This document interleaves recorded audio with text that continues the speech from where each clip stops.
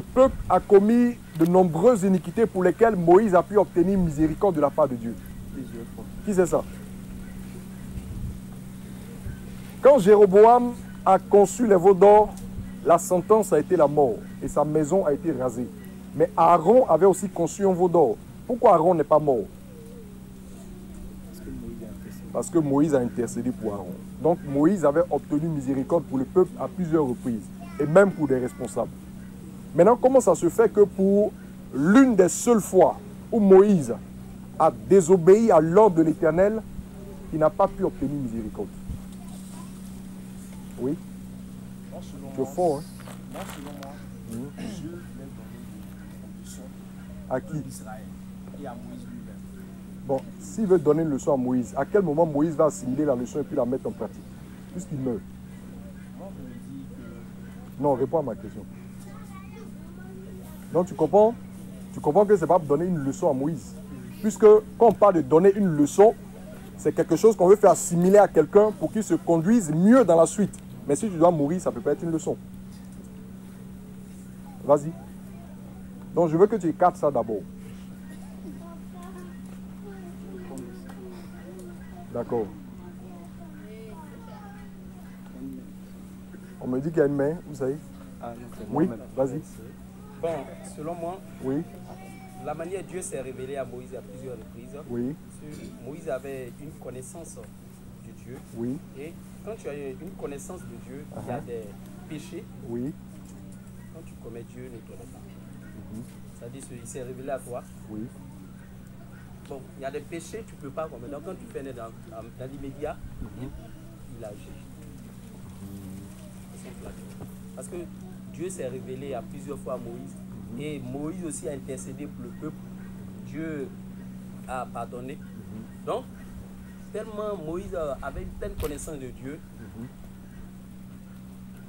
il devait garder la parole de Dieu, marcher sur ce que Dieu lui avait, la promesse que Dieu lui avait dit. Il ne devait pas le désobéir. D'accord. Donc lui il dit que Dieu n'a pas pardonné à Moïse ce coup-là. Dieu a mis fin, parce que c'est là que le ministère de Moïse a pris fin. Que Dieu a châtié Moïse parce qu'il estimait que Moïse était trop avancé dans la connaissance pour commettre une telle iniquité. Mais en fait, Moïse, ce que je veux dire, c'est que Moïse ne nous a pas été décrit comme quelqu'un qui a trébuché sur tout le parcours. Moïse a marché droit. Et Dieu savait que Moïse n'était pas parfait. Quel qu'en soit l'excellence de la révélation que quelqu'un peut avoir, Dieu sait qu'il n'est pas incorruptible. Vous comprenez? Dieu sait qu'il n'est pas... il peut arriver que ce dernier-là trébuche sur le parcours. C'est d'ailleurs pourquoi il se révèle comme le miséricordieux, le compatissant, parce qu'il sait qu'il a... C'est avec ça qu'il peut conduire son peuple, qu'il peut accueillir ses enfants. Vous comprenez, non? Et c'est à Moïse même qu'il a dit. Maintenant, Moïse fait une faute, Dieu dit non. Ça peut donner l'impression que Dieu a été méchant sur ce coup-là. Il vous sera difficile de répondre, mais vas-y, je veux que les gens essaient quand même. En fait, moi j'ai l'impression juste que, selon ce qui est écrit, Oui, que le fait que Dieu n'ait pas pardonné le péché de Moïse, ce Oui. n'est pas pour lui-même. uh-huh, Je crois que ce n'est pas pour pour donner l'exemple oui, au peuple. Parce qu'il y a un détail qui m'est ressorti, c'est que oui, Moïse a été exemplaire oui, devant le peuple en Oui. toutes choses. oui, C'est comme si Moïse avait été parfait devant le peuple en toutes choses. Et donc, quelque part, je me dis, si Moïse même mourait dans cet état de perfection, oui, peut-être que les Juifs eux-mêmes allaient chercher à l'adorer, parce qu'il serait, à la limite, peut-être semblable au Fils de l'homme qui n'a jamais péché. Mais Bon. je crois que... Je vais poser une question. Est-ce qu'il était possible pour Moïse qu'il ne pêche point? Non.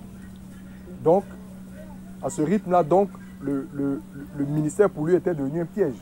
C'est comme si, Pour faire, pour pécher. pour ne pas que les gens l'adorent demain, c'est comme si Dieu l'attendait au tournant. Oh, il n'était pas possible qu'il ne pêche pas. C'est bon. Non, Ça va. les gars, c'est bon. C'est pour répondre à ça que je suis là. Oui, non. Voilà, mais j'ai juste voulu que...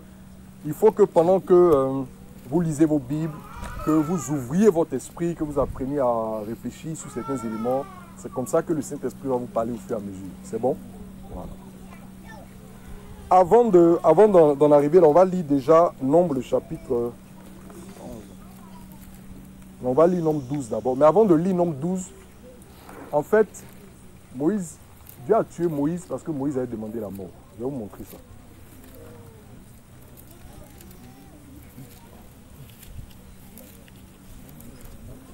Suivez, hein. Tout le monde suit, non? Nombre chapitre.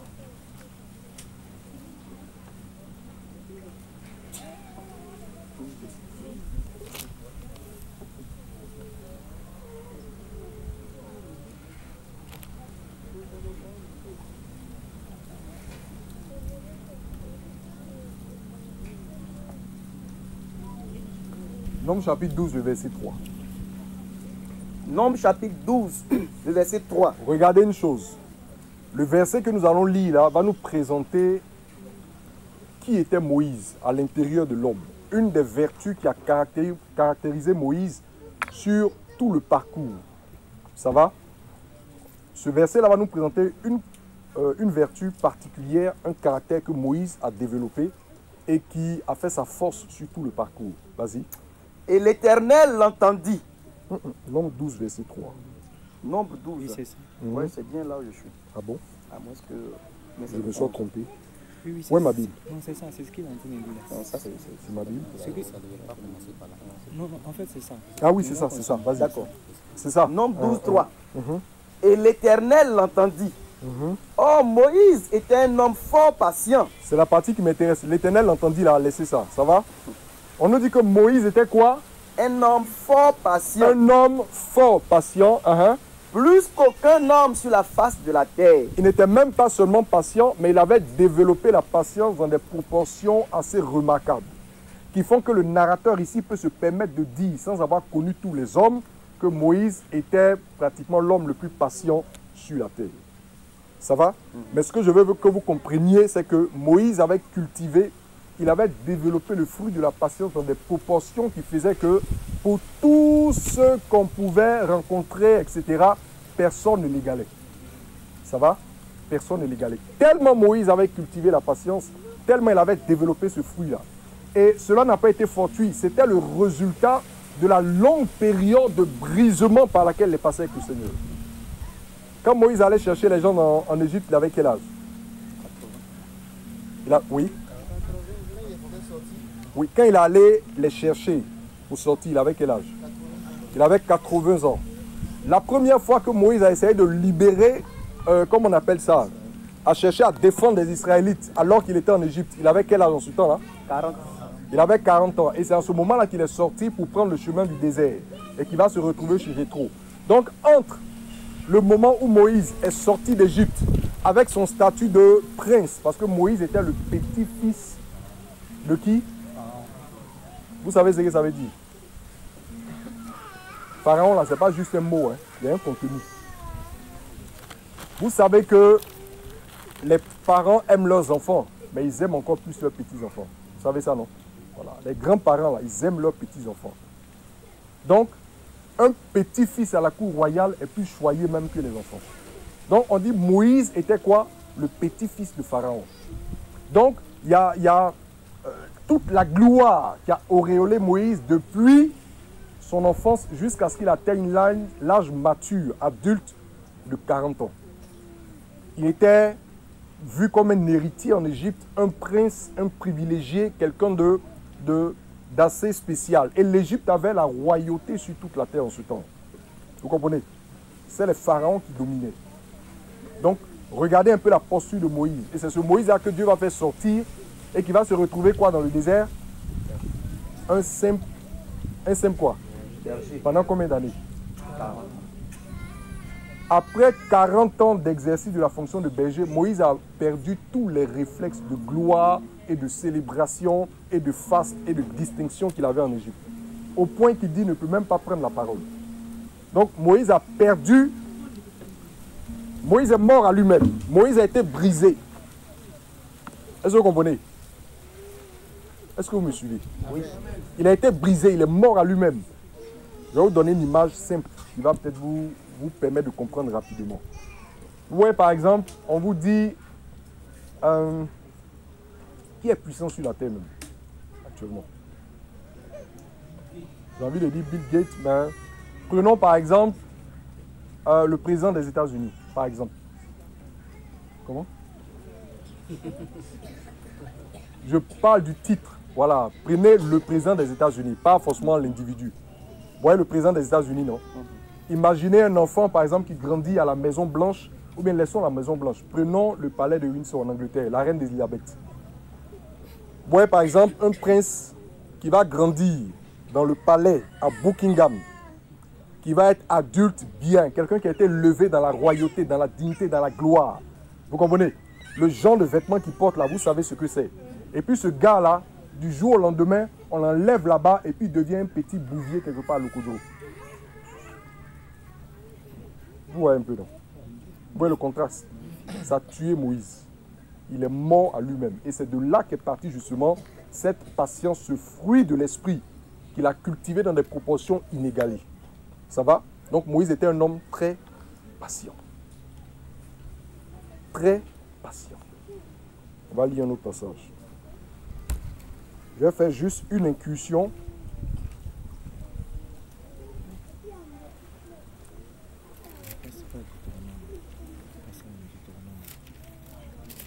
Nombre chapitre, on va retourner à Nombre chapitre 11.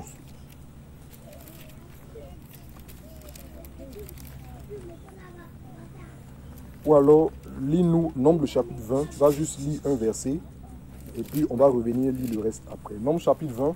Nombre 20. Oui.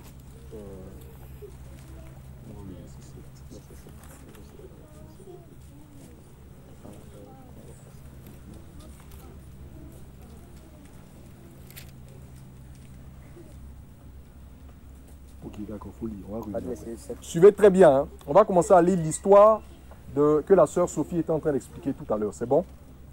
Ça va? Répondez-moi quand je vous pose la question. Ça va. On va lire cette histoire-là et puis on va comprendre quelque chose. Vas-y. Nombre 20, verset 7. L'Éternel parla à Moïse et dit, prends la verge et convoque l'assemblée, toi et ton frère Aaron. Oui. Vous parlerez en leur présence au rocher. Prends la verge, convoque le peuple, toi et ton frère Aaron. Vous parlerez en leur présence au rocher. Au rocher. Et il donnera ses eaux. Donc vous parlerez au rocher en leur présence et le rocher fera jaillir de l'eau, le rocher donnera ses eaux. C'est bon? Oui. Voici l'instruction du Seigneur, vas-y. Tu feras sortir pour eux de l'eau du rocher et tu abreuveras l'assemblée et leur bétail. Oui. Moïse prit la verge qui était devant l'Éternel. Écoutez très bien. Moïse prit la verge qui était devant l'Éternel. Comme l'Éternel le lui avait ordonné. Comme l'Éternel lui avait ordonné. Moïse et Aaron convoquaient l'assemblée en face du rocher. Moïse et Aaron convoquaient l'assemblée en face du rocher. Et Moïse leur dit. Écoutez bien. On vient de voir une image de Moïse. On vient de voir que Moïse était un homme patient, qui avait vraiment cultivé ce fruit de l'esprit là, qui a été pour lui un atout, un avantage qui lui a permis de pouvoir conduire le peuple pendant toutes ces années. Mais arrivé là, regardez comment Moïse s'exprime maintenant. Écoutez donc. C'est Moïse qui parle. Rebelle. Écoutez donc, rebelle. Est-ce de ce rocher que nous vous ferons sortir de l'eau? Est-ce de ce rocher que nous vous ferons sortir de l'eau? Arrête-toi là. Qui voit quelque chose dans l'expression de Moïse? Qui voit quelque chose dans l'expression de Moïse? Oui? Oui? Franck? L'incrédulité. Pourquoi?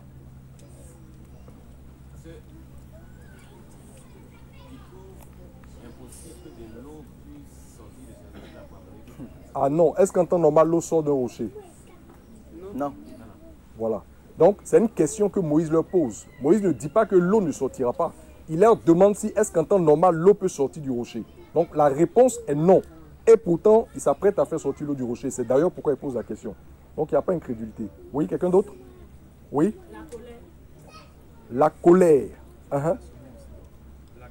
L'agacement. Parce qu'on a présenté quelqu'un qui était vraiment doux, patient, qui a marché avec le peuple pendant un certain nombre d'années. Quand vous avez lu les différentes histoires, vous avez vu comment Moïse s'exprimait avec douceur, etc. Mais arrivé là, c'est un autre Moïse qu'on est en train de voir. Tu voulais dire quelque chose? Voilà, l'irritabilité, l'agacement, la colère, etc. Donc, voici des dispositions qui ont émergé du cœur de Moïse. Ça va? Je voulais juste qu'on note ça et maintenant on va retourner à Nombre 11.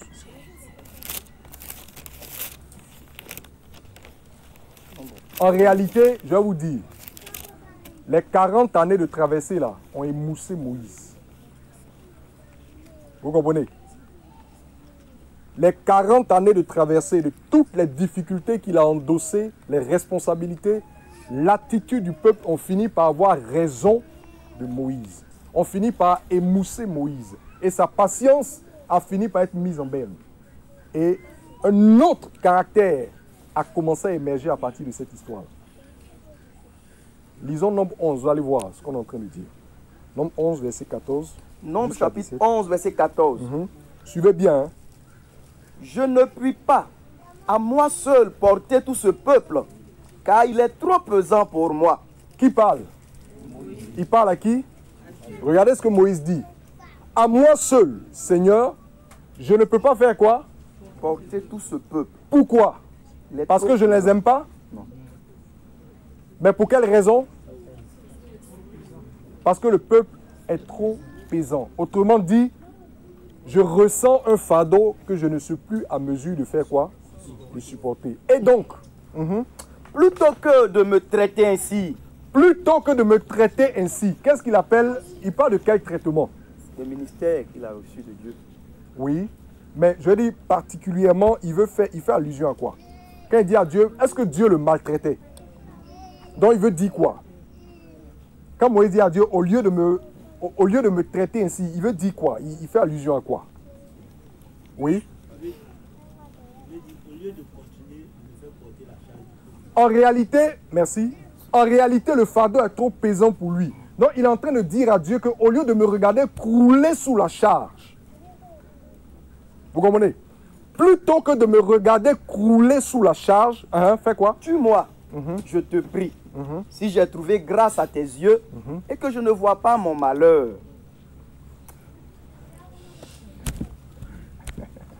Vous savez pourquoi il rit, non? Vas-y. L'Éternel dit à Moïse, Donc Moïse était en train de... le fardeau était en train de branler Moïse. Et ce n'est pas au rocher là que ça a commencé. Est-ce que vous comprenez?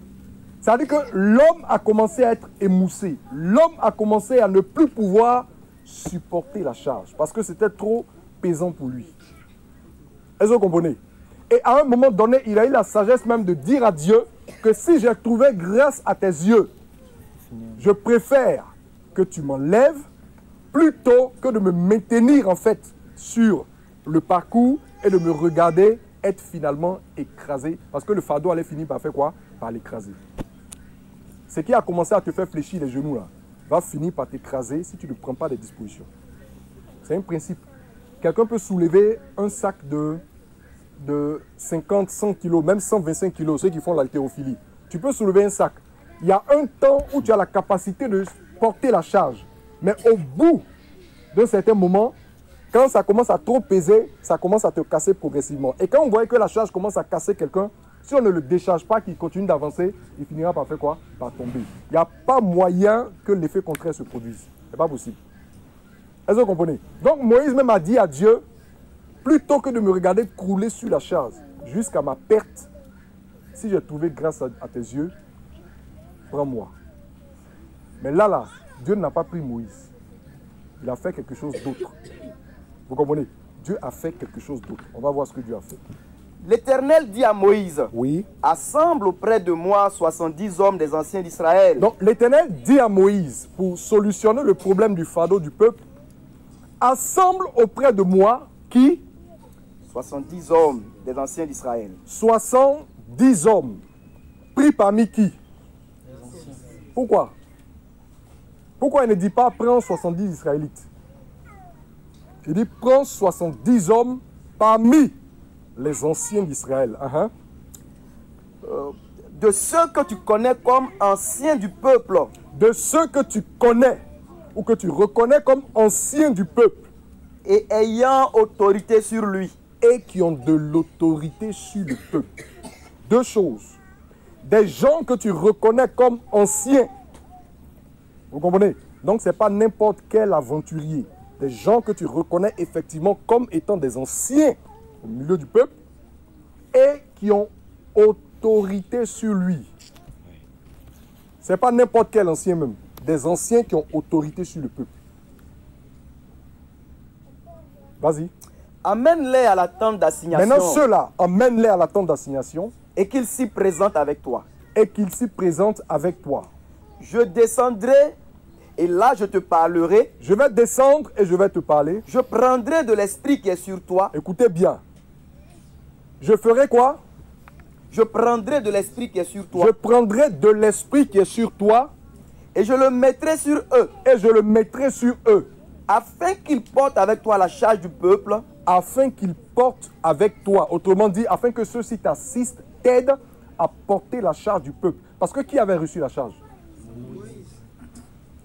Dieu dit que pour que cela puisse l'assister efficacement à porter la charge, il n'allait pas leur communiquer une grâce qui n'a rien à voir avec celle de Moïse.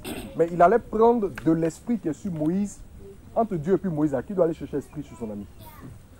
Normalement, c'est Dieu qui va transmettre son esprit à tous ceux qui sont présents. L'esprit qui est sur Moïse, à qui lui a donné? Maintenant, pourquoi Dieu dit qu'il va prendre l'esprit qui est sur Moïse pour le répandre sur eux et puis lui-même il ne donne pas directement un esprit à ceux-là? Pourquoi? Janvier, on va revenir. Ne répondez pas pour le moment. On va revenir. Merci. Vous suivez, non? Vas-y. Afin qu'ils portent avec toi la charge du peuple. Afin qu'ils portent avec toi la charge du peuple. Ils ne viennent pas pour remplir des charges indépendantes, mais ils viennent pour porter avec toi la charge du peuple. Et que tu ne la portes pas à toi seul. Très bien. Pour éviter justement qu'ils finissent par crouler. C'était ça l'objet de sa prière. Très bien. Donc, pour répondre à ce besoin-là, Moïse qui avait besoin d'aide et d'assistance, Dieu lui a dit, choisis parmi les anciens 70 personnes qui sont vraiment des anciens du peuple, donc des gens notables, des gens respectables, des gens d'expérience et qui ont de l'autorité sur le peuple. Et je prendrai de l'esprit qui est sur toi, je le mettrai sur eux. Je vais vous expliquer tous ces détails tout à l'heure. Poursuis. Le verset 18. Oui. Bon. Tu diras Non, au pas peuple. verset 18. Bon, 17, va lire 24 à 25. Ok, verset 24. Verset 24. Moïse sortit et rapporta au peuple les paroles de l'Éternel. Oui. Il assembla 70 hommes des anciens du peuple et les plaça autour de la tente. Oui. L'Éternel descendit dans la nuée et parla à Moïse. L'Éternel descendit dans la nuée par la Moïse. Il prit de l'esprit qui était sur lui Oui. et le mit sur les 70 anciens. Il prit de l'esprit. Donc, comme il avait dit, il a pris de l'esprit qui était sur Moïse et il l'a déposé sur les 70 anciens. Et dès que l'esprit reposa sur eux, ils prophétisèrent, mais ils ne continuaient pas. Très bien. Dès que l'esprit reposa sur eux, ils prophétisaient. C'était le signe, effectivement, que l'esprit était tombé sur eux. Mais ils ne continuaient pas. Donc, il y a eu une manifestation et puis après, ils sont revenus à la normale. C'est bon? Très bien. Donc, voici ce qui s'est passé. Ce que Dieu a jugé bon de faire pour alléger la charge de Moïse. Maintenant, c'est dans la suite que l'histoire du rocher arrive. Est-ce que vous comprenez? Moïse avait déjà commencé à montrer des signes de fatigue. Quand les premiers signes de fatigue, c'est un peu comme un joueur qui dit à l'entraîneur, remplace-moi. Mais l'entraîneur dit, tu es trop essentiel, tu es un pion trop clé, on ne peut pas te sortir comme ça. On va mettre d'autres joueurs pour jouer avec toi de sorte que tu puisses respirer un peu. Mais on a besoin de toi pour continuer la partie. Vous me suivez, non?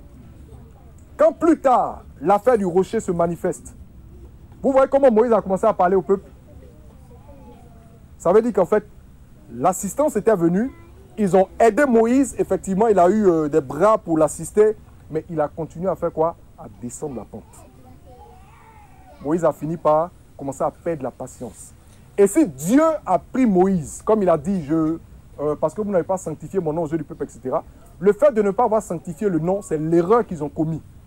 Maintenant, je vous ai dit que Dieu s'est présenté comme celui qui fait miséricorde, qui pardonne. Vous comprenez? Je vais vous faire comprendre que Dieu n'a pas enlevé Moïse en dernier recours seulement à cause de l'erreur. Car si c'était l'erreur seulement, la miséricorde de Dieu aurait suffi pour couvrir Moïse qui a été trop fidèle. Amen.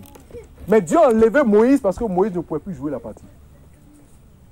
Mais comme c'est un homme, par instinct, il dit non, maintiens-moi, vous avez vu le plaidoyer de Moïse, maintiens-moi, je vais au moins voir Canaan, etc.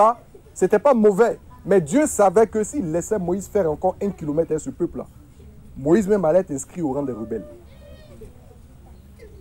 Parce que l'irritabilité, l'attitude du peuple a fini par avoir raison de sa vertu. Si bien que ça l'a entraîné lui-même à commencer à faire quoi? À faire quoi? À désobéir. Moïse a commencé à désobéir parce que les gens l'ont poussé à bout. Il était devenu irritable, il ne se contrôlait plus, il n'était plus capable de rester serein dans la vertu qu'il avait cultivée. Et quand Dieu a vu ça, malgré tout l'amour qu'il avait pour Moïse, il savait qu'il était salutaire pour Moïse de faire quoi? D'exaucer la prière que Moïse avait fait là et de le retirer du jeu.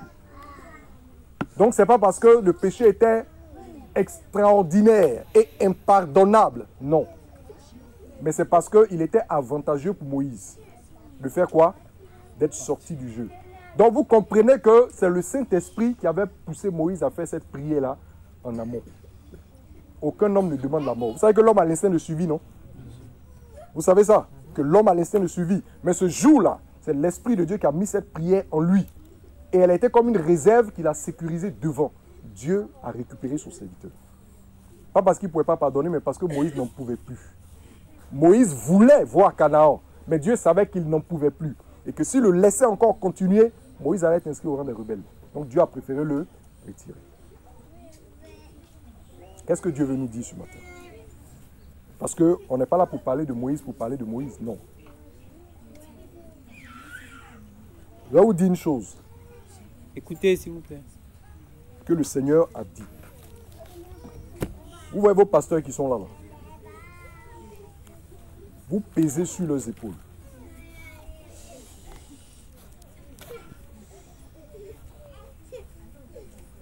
Je répète.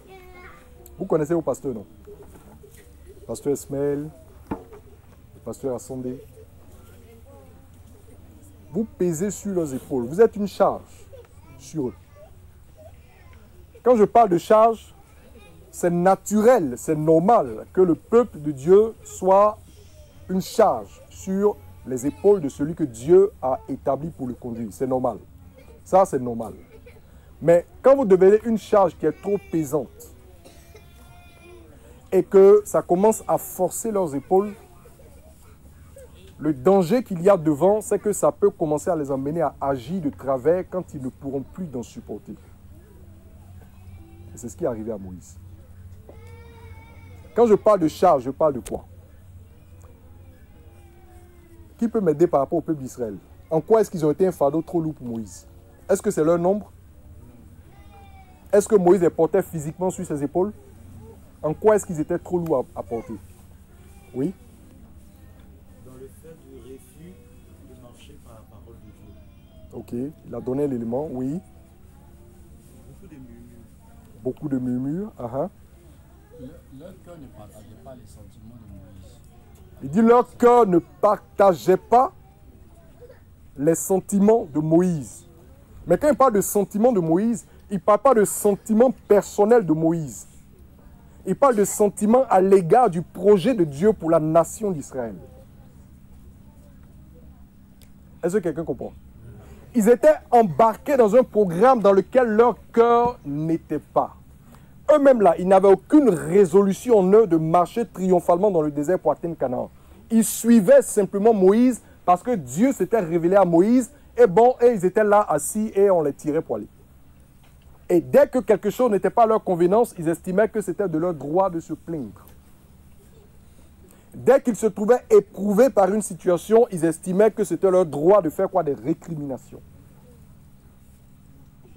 À plusieurs reprises, ils ont fait quoi? Ils ont foulé aux pieds, ils ont méprisé l'autorité de Moïse.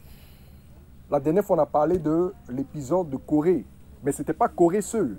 Il y avait Corée, Dathan, Abiram et 250 autres familles là-dedans. Il y avait plusieurs personnes.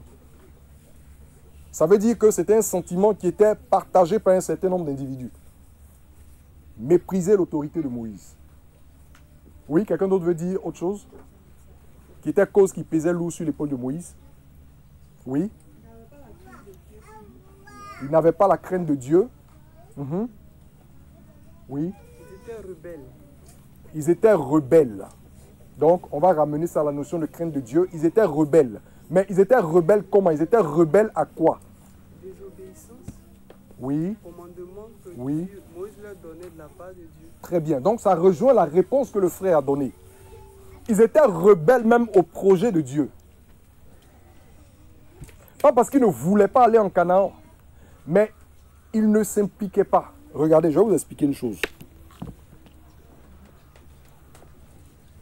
Moïse est venu les voir en Égypte. Et Moïse leur a dit que Dieu s'était révélé à lui et que Dieu avait vu leur souffrance et qu'en conséquence, Dieu avait décidé de faire quoi? Dieu avait décidé de faire quoi? De les délivrer, n'est-ce pas, du joug de l'Égypte, du fardeau de Pharaon. Quand Moïse leur a dit, c'était une bonne nouvelle. Ils ont dit, ok, il n'y a pas de problème. Quand les premières difficultés ont commencé à se manifester, quelle a été leur réaction? Oui? Ils se sont plaints que c'est parce que Moïse était venu que les charges avaient bougé. Ils ont estimé que c'est parce que Moïse est venu parler de libération que le Pharaon a fait quoi?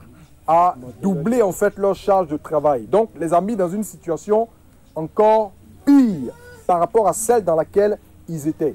Ils n'ont pas eu le réflexe de se joindre à Moïse pour crier à l'Éternel. Non.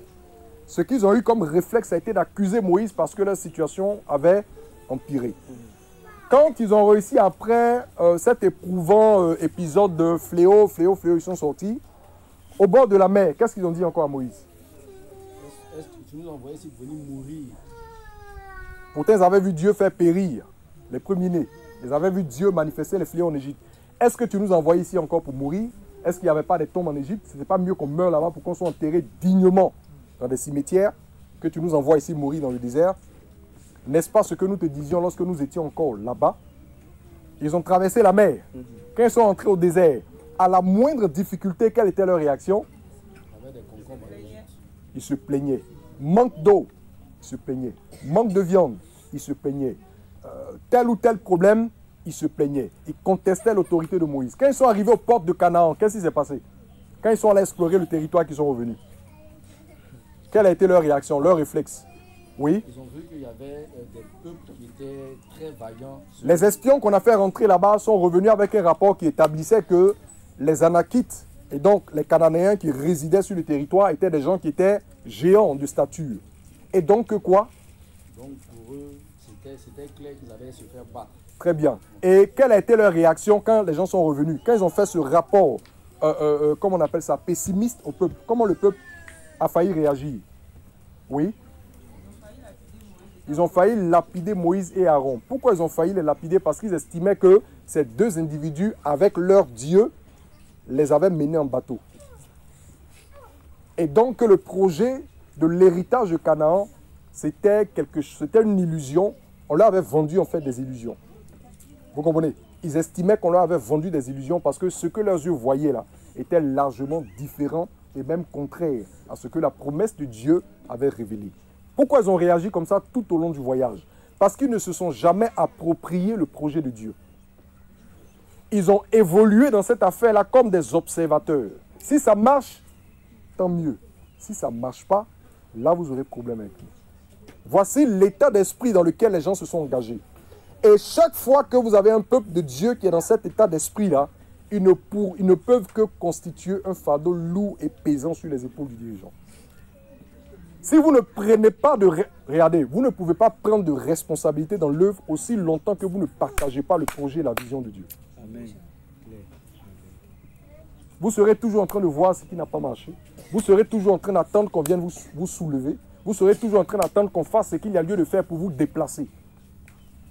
Mais de vous-même, il n'y aura pas d'initiative.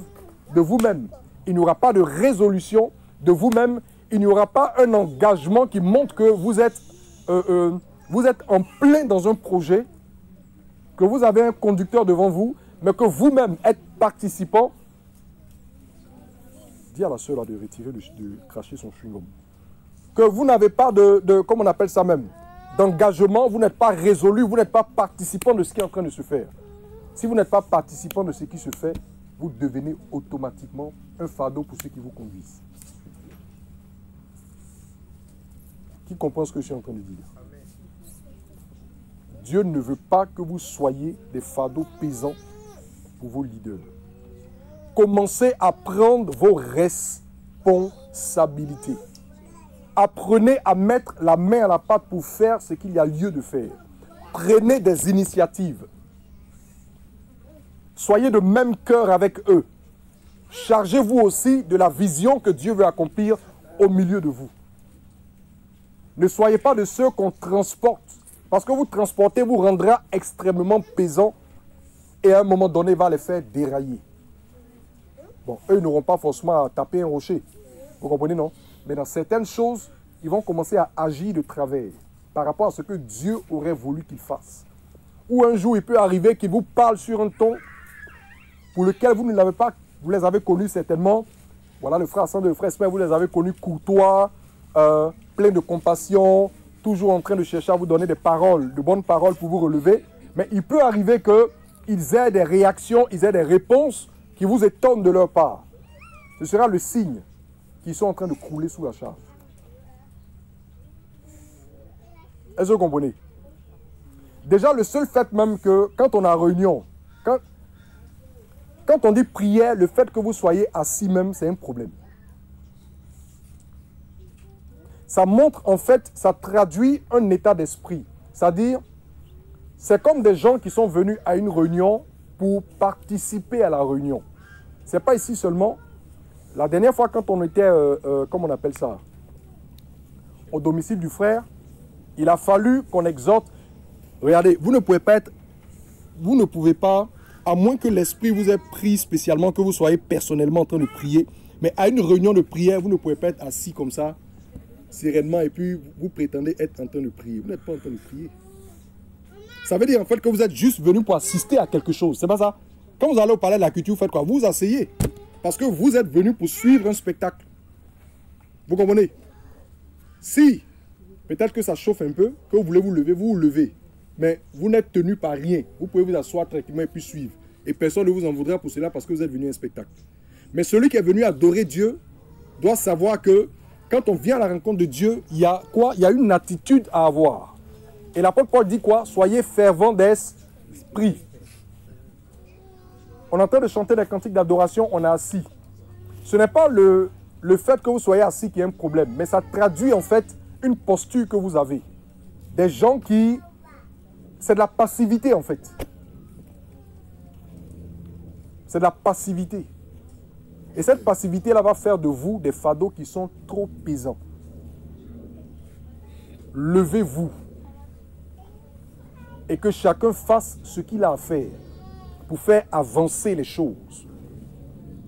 Mais ne soyez pas comme des enfants qu'on doit laver, habiller, chausser, mettre dans la voiture, transporter, faire descendre et mettre la nourriture dans leur bouche. Ça ne peut pas marcher.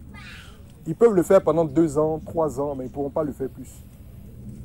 Ou alors, si Dieu a compassion d'eux, vous n'allez pas grandir. Parce que si jamais vous devez grandir, ils vont être carrément aplatis. Donc il y a 2 choses.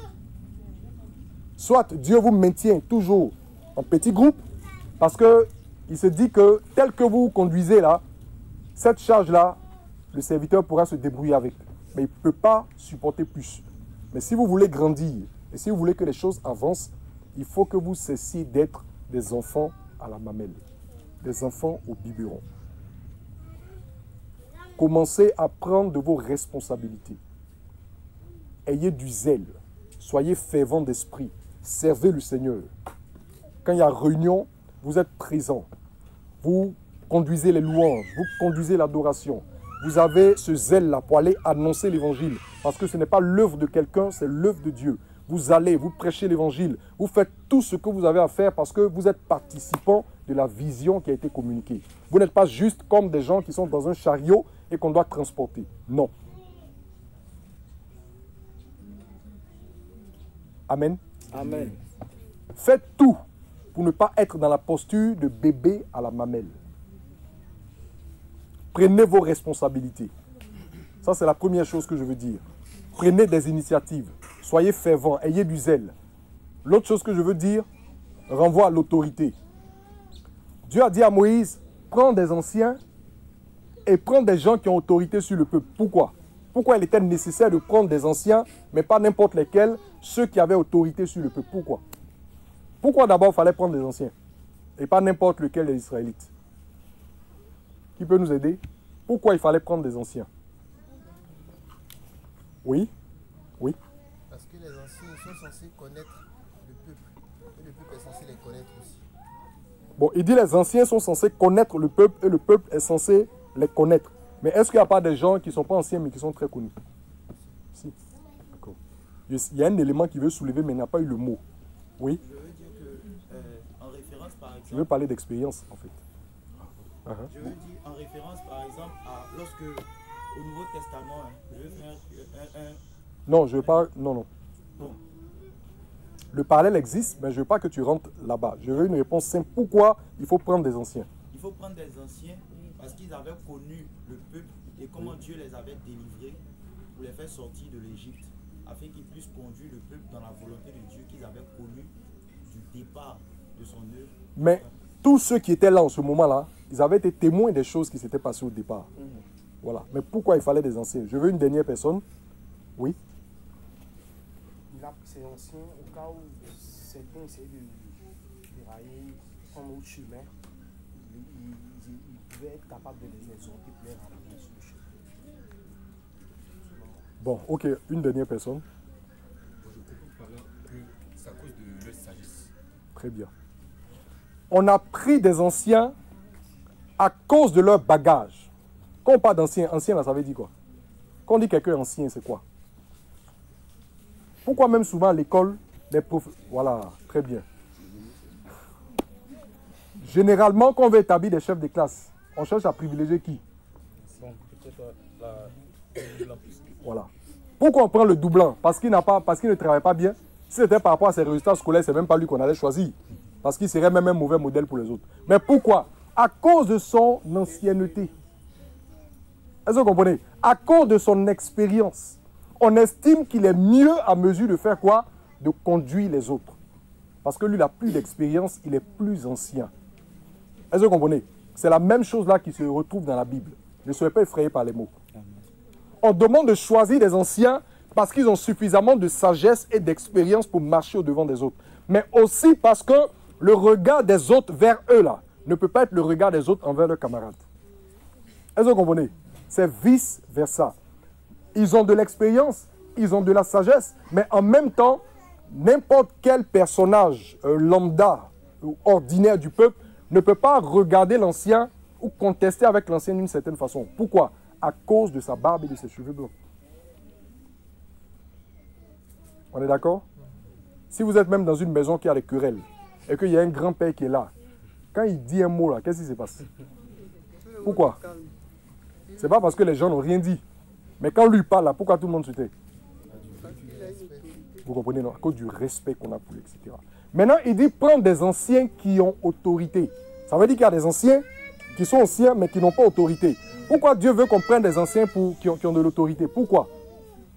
Parce que l'autorité là va le servir à faire quoi? Oui? Parce que vous ne pouvez pas conduire des gens si vous n'avez pas autorité sur eux. Est-ce que vous comprenez?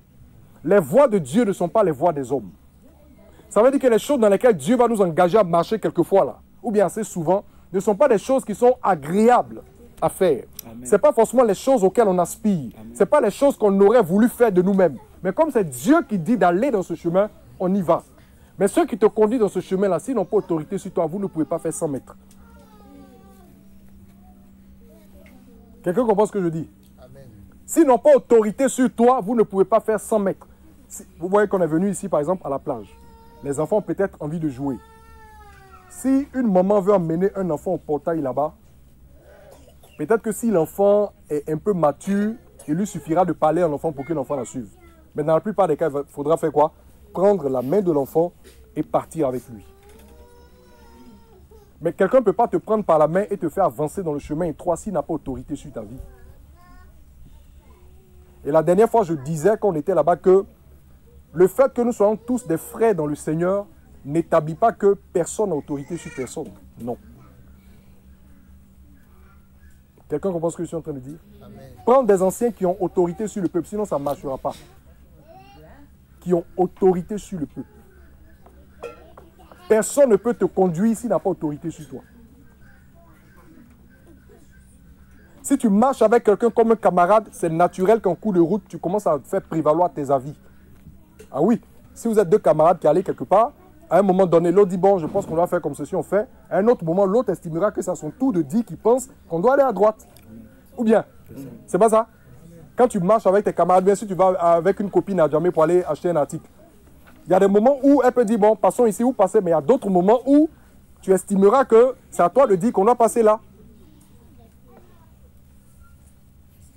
Qui n'est pas d'accord? Enfin, qui ne voit pas ce qu'on est en train de dire? Et si à un moment donné, tu lui dis, passons ici, qu'elle ne passe pas, tu diras quoi? Ah donc, tu penses que c'est toi qui commandes, quoi. Quand tu as demandé d'aller à gauche, je suis allé à gauche, pourquoi à mon tour, on ne va pas à droite? On ne conduit pas des armées comme ça. Si Dieu prend le soin d'établir des personnes en posture d'autorité, c'est parce que c'est l'instrument par lequel on peut conduire un groupe pour arriver à bon port. Ne jouez pas avec l'autorité. Quand l'apôtre Paul parlait à Timothée, il a dit quoi? Que personne ne méprise ta jeunesse. Mais la notion de... En fait, il y a quoi derrière mépriser la jeunesse là? Il y avait quoi derrière, en bas? Concrètement, qu'est-ce que l'apôtre Paul craignait? Bafouer son autorité. Parce qu'il était jeune d'âge. Vous comprenez? Il avait de la maturité en Christ. Il avait une certaine ancienneté dans le Seigneur, mais il était jeune d'âge. Et l'apôtre Paul craignait justement que cette jeunesse d'âge-là soit... non. Comment? Voilà, soit un obstacle dans l'exercice de ses charges. Autrement dit, que les gens ne reconnaissent pas son autorité et qu'ils ne se laissent pas conduire comme le Seigneur voudrait qu'on les conduise. Et si vous ne respectez pas l'autorité de ceux qui sont devant vous, vous devenez encore un fardeau, vous devenez pour eux des sujets de quoi? D'amertume et de plainte. Vous devenez pour eux des sujets d'amertume et de plainte. Et s'ils parlent contre vous, parce que vous avez méprisé leur autorité, ce ne sera pas à votre avantage. Vous savez ce que Dieu avait dit? Il avait dit que, dans la loi de Moïse, il dit que si des parents ont une attitude qui déplaît, enfin si les enfants ont une attitude qui déplaît à leurs parents, c'est-à-dire au lieu d'honorer leur père et leur mère, avaient plutôt une attitude qui était en dégoût pour leurs parents, vous savez ce que leurs parents avaient le pouvoir de faire? De prendre ces enfants-là, de les emmener aux portes de la ville, de partager leur conduite exécrable aux anciens et on lapidait ces enfants-là. Vous comprenez? Mais quelle est la réalité qui est derrière cette ombre-là? Vous savez que les choses de l'ancienne alliance étaient l'ombre de réalité à venir. Aujourd'hui, on n'est plus au stade de lapider physiquement. Mais si celui que le Seigneur a établi au-devant de toi pour te guider rend un mauvais témoignage de toi, même en privé, à d'autres anciens, ou bien dans sa prière à Dieu, il rend un mauvais témoignage de toi, ou bien il se plaint de ce que tu ne respectes pas de son autorité, de ce que tu ne te soumets pas à ce qu'on te demande de faire, de ce que tu as plutôt tendance à n'en faire qu'à ta tête. Spirituellement parlant, quel sera ton sort? Quel sera ton sort? Oui, tu vas mourir. Il y a des gens qui ont perdu la foi, ils ne savent même pas pourquoi ils ont perdu la foi. Mais parce qu'ils se sont rendus tellement désagréables qu'on les a écartés. Ne croyez pas que Dieu était méchant avant et puis Dieu est devenu gentil maintenant sous l'ancienne alliance. Je vais vous expliquer ça, non? Ou bien c'est en privé, c'est dans une causerie privée que j'ai dit ça. Je vais vous expliquer ça, non? Je vais vous expliquer ça à tout le monde. Qu'il n'y avait pas un Dieu qui était sévère et méchant sous l'ancienne alliance et qui est devenu bon sous la nouvelle alliance. C'est le même Dieu. C'est le même Dieu avec le même cœur, c'est les mêmes anges qui nous visitent. Ça va? Et les choses que Dieu n'aimait pas, Dieu ne les aime pas toujours. Et les choses que Dieu châtiait, Dieu les châtie toujours. Seulement lorsque la gloire de Dieu est plus présente, les châtiments sont plus manifestes, ils sont plus immédiats. Mais quand la gloire de Dieu n'est pas là, ce n'est pas que les châtiments ne sont pas là. Non. Il y a un temps où tu vas être confronté en fait à tout le châtiment que ta conduite mérite. Il vaut mieux pour toi que tu ne sois pas au sorti de cette vie. Sinon, tu prends automatiquement le chemin de la perdition. Faute de t'être repenti de tes œuvres. Respectez l'autorité de ceux que le Seigneur a établis au devant de vous.